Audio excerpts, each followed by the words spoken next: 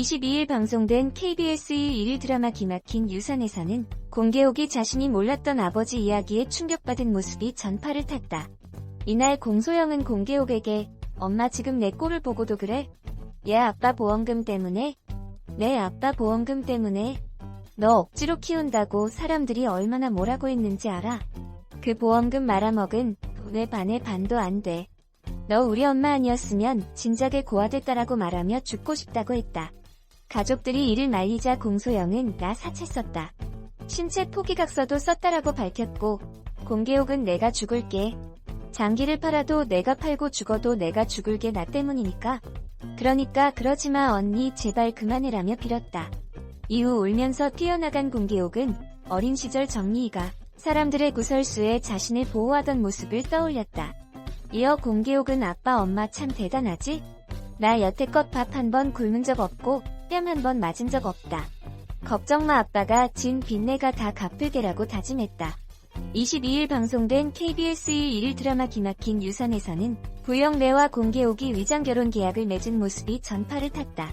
이날 공소영은 공개옥에게 엄마 지금 내 꼴을 보고도 그래? 얘 아빠 보험금 때문에? 내 아빠 보험금 때문에 너 억지로 키운다고 사람들이 얼마나 뭐라고 했는지 알아? 그 보험금 내가 말아먹은 돈의 반의 반도 안 돼. 너 우리 엄마 아니었으면 진작에 고아됐다라고 말하며 죽고 싶다고 했다. 가족들이 이를 말리자 공소영은 나 사채 썼다. 신체 포기각서도 썼다라고 밝혔고 공개옥은 내가 죽을게. 장기를 팔아도 내가 팔고 죽어도 내가 죽을 게 나 때문이니까. 그러니까 그러지마 언니 제발 그만해라며 빌었다. 울면서 뛰어나간 공개옥은 어린 시절 정리희가 사람들의 구설수에 자신을 보호하던 모습을 떠올렸다. 이어 공개옥은 아빠 엄마 참 대단하지? 나 여태껏 밥 한 번 굶은 적 없고 뺨 한 번 맞은 적 없다. 걱정마 아빠가 진 빚 내가 다 갚을게라고 다짐했다. 이어 공개옥은 엄마 정리희에게 왜 그랬어? 나 정말 몰랐다. 아빠가 엄마 돈 날려버린 거. 아빠도 미웠을 텐데 나까지 떠안고. 고마워요 나 안 버리고 키워줘서라며 고마워했다. 이에 정리희는 내 아빠도 살아보려고 그런 거다. 나 내 아빠 안 미워 너도 안 미워.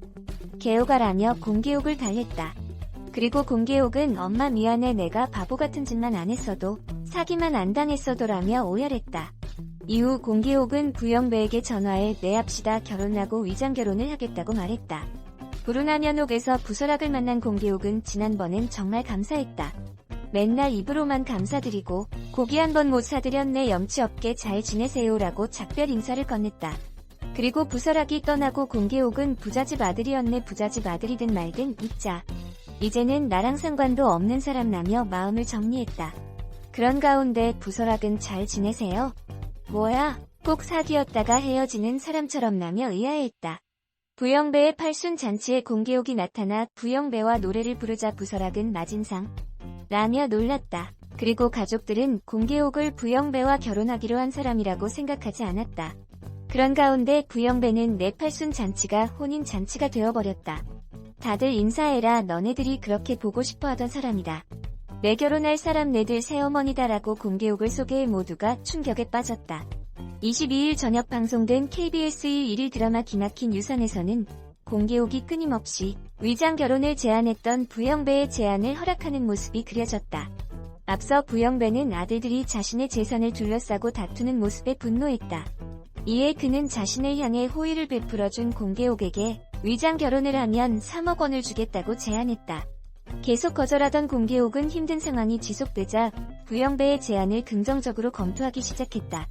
이날 공개옥은 부영배에게 전화를 걸었다. 부영배는 할 말 있냐라고 물었다. 이를 들은 공개옥은 까짓거 결혼하자라고 답했다. 이후 공개옥은 부영배의 집으로 향했다. 그러던 중 공개옥은 부설학과 마주쳤고 부영배의 아들임을 알게 됐다. 이어 부영배는 공개옥에게 결혼계약서를 내밀었다. 변호사는 공개옥에게 계약금은 총 3억 원이다. 계약 즉시 1억 원, 6개월 후 1억, 계약 종료 후 1억을 지급하겠다라고 말했다.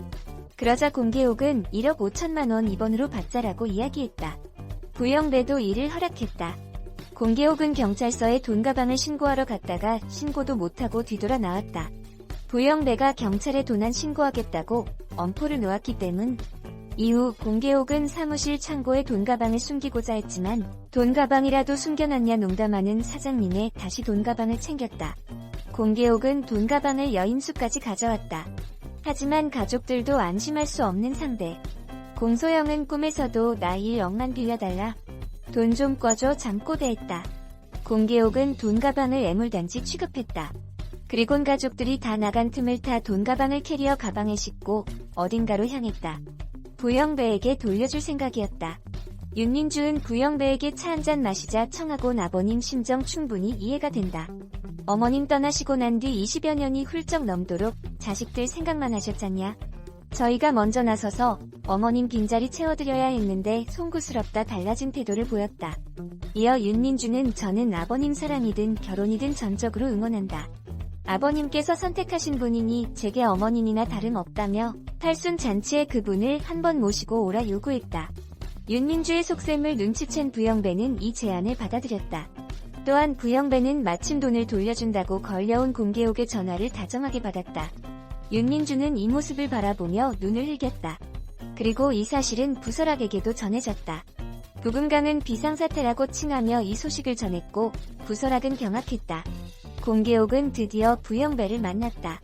공개옥은 나도 남의 귀한 딸이라고 절절하게 설득했지만 부영배는 사업이다. 30 넘어 방 한 칸 없어 남들에게 아쉬운 소리 하는 주제에 무슨 자존심인지는 모르겠지만 자존심값은 치를만 하지 않냐 주장했다. 이에 공개옥은 납득이 돼야 자존심을 팔든 말든 할 거 아니냐며 이러는 이유를 물었다. 부영배는 유산 때문 제대로 나눠주려고 이러는 거니 더는 묻지 마라 하고 착잡한 표정을 지었다. 하지만 공개옥은 다른데 알아보라. 우리 엄마 때문이라도 난 못한다 냉정하게 뒤돌아섰다. 하지만 하루도 바람잘 날 없는 언니 공소영에게 또 사건이 터졌다. 공소영이 사기를 당한 것. 이어 여인 숙방에 들어온 취객 때문에 곤혹을 치른 공소영은 다 너 때문. 애초에 사기만 안 당했어도 그 돈 깔끔하게 오픈만 했어도 여기까지 안 왔다 공개옥을 원망했다. 더 나아가 공소영은 공개옥 아버지가 사업하느라 정리희의 돈까지 다 날린 일을 언급하며 보험금 얘기까지 털어놨다. 저녁 1일 드라마 기막힌 유산 8회에서는 자식들에 대한 심한 배신감으로 방황하는 박인환의 이야기가 그려졌다. 자신의 재산만 바라보는 자식들에 대한 배신감의 거리를 배회하다 한강다리에 섰던 부영배는 회환에 젖어 금방이라도 내던질 듯 돈을 손에 쥐었지만 참아버리지는 못했다. 온갖 정성을 기울여 자식들을 키웠던 지난날을 떠올리던 그는 더욱 커져가는 분노와 배신감에 눈물을 글썽거렸고 이어 뭔가를 결심한 듯 비장한 표정으로 발걸음을 옮겼다. 이후 기부단체에 들러 자신의 전 재산을 기부하겠다는 의사를 전달하는 그의 모습이 그려지며 다음 행보에 대한 궁금증을 증폭시켰다. 한편 설악으로부터 회사 법무팀에서 연락이 갈 거야 라는 말을 들은 기옥은 변호사를 찾아갔지만 합의를 보라는 말만 들었을 뿐 딱히 다른 방법을 찾을 수 없어 고민만 깊어갔다. 개옥의 상황을 잘 아는 친구 수미는 오토바이를 타고 개옥을 찾아온 조카 장원이 개옥에게 도움을 줄 수 있을 것이라며 우리 영화 하나 찍어볼까?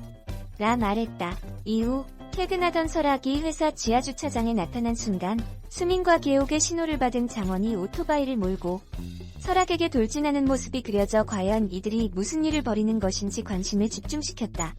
개옥 일행의 기막힌 작전과 자식들에 대한 배신감에 전 재산 기부 의지를 밝힌 부영배의 다음 행보는 30일 오후 8시 30분 KBS 1을 통해 방송되는 기막힌 유산 9회에서 확인할 수 있다.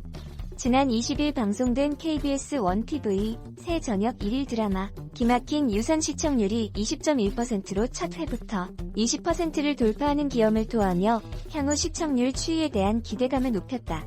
이날 방송에서는 강세정, 신정인의 강렬한 첫 만남이 그려지며 흥미진진한 스토리 전개를 예고했다. 고기박스를 가득 실은 오토바이를 몰고 등장한 공개옥은 밝고 씩씩한 모습으로 정육시장 곳곳을 누비며 그곳 사람들과 막역하게 지내는 모습으로 그녀가 마장동에서 잔뼈가 굵었음을 짐작할 수 있게 했다. 그 시각 식품회사 본부장 부설학은 시장 조사와 물품 거래 계약을 위해 마장동 정육시장을 찾았다.